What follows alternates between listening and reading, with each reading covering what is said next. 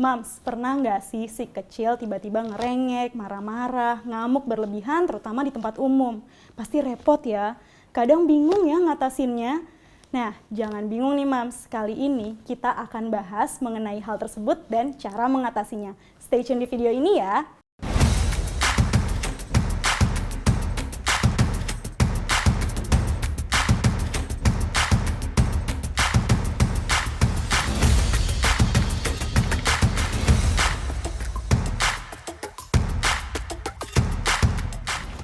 Anak yang berusia 1,5 atau 2 tahun itu sebenarnya masuk dalam fase otoritatif.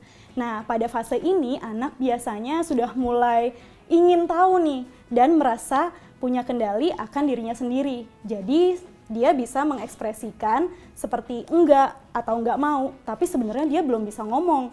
Nah, makanya ekspresinya itu nanti jadi lebih ke arah sedih, marah-marah, atau mungkin jadi mengamuk nih. Nah, hal inilah yang akhirnya akan menjadi yang namanya tantrum.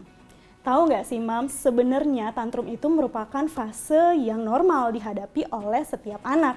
Nah, biasanya fase tantrum itu terjadi pada anak usia 1,5 hingga 4 tahun. Tantrum ini bisa terjadi karena adanya miskomunikasi nih antara orang tua dengan anak. Yang seringkali orang tua itu tidak mengerti apa sih sebenarnya keinginan si anak. Nah, jangan khawatir Mams, berikut ini tips yang bisa Mams lakukan untuk mengatasi anak tantrum. Yang pertama, jangan malu ya, apalagi kalau misalnya tantrumnya terjadi di depan umum. Seperti yang tadi kita tahu nih, tantrum itu sebenarnya fase yang normal terjadi pada anak.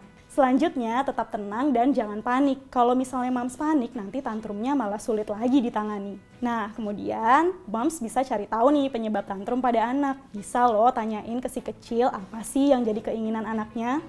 Kemudian bisa alihkan perhatian si kecil, misalnya ke sesuatu yang lebih menarik nih. Nah, yang penting lagi nih Mams, jangan sampai terbawa emosi, apalagi sampai memukul anak.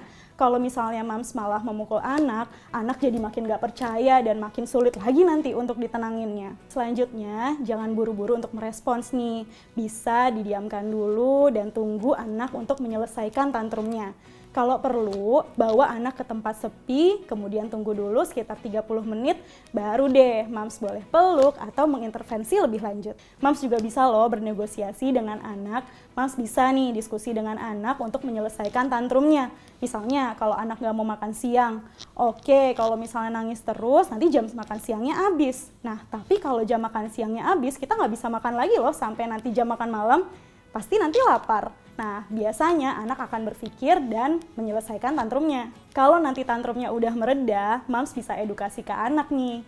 Misalnya, kalau tadi nangis-nangis di mall, Mams bisa kasih tahu. Kalau misalnya masih nangis-nangis, Mams nggak ajak lagi ke mall. Atau kalau misalnya mau ke mall, jangan nangis lagi ya. Kemudian, kalau misalnya anak sudah mereda tantrumnya, Mams bisa puji atau apresiasi anak. Kemudian, sebenarnya jangan biarkan juga nih tantrum menjadi senjata anak. Mams boleh sih mengikuti keinginan anak, tapi berikan juga disiplin yang positif ya. Kemudian Mams juga jangan menyerah kalau misalnya tantrumnya anak belum mereda-reda. Dan Mams bisa minta nih bantuan dari orang lain.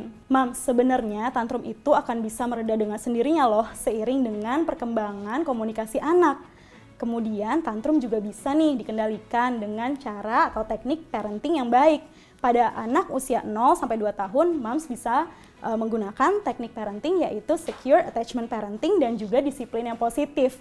Jadi anak sedari kecil sudah diajarkan rasa aman dan juga memiliki jadwal harian. Tapi sebenarnya pada sebagian kasus, tantrum anak itu bisa terjadi karena ada gangguan yang lain nih.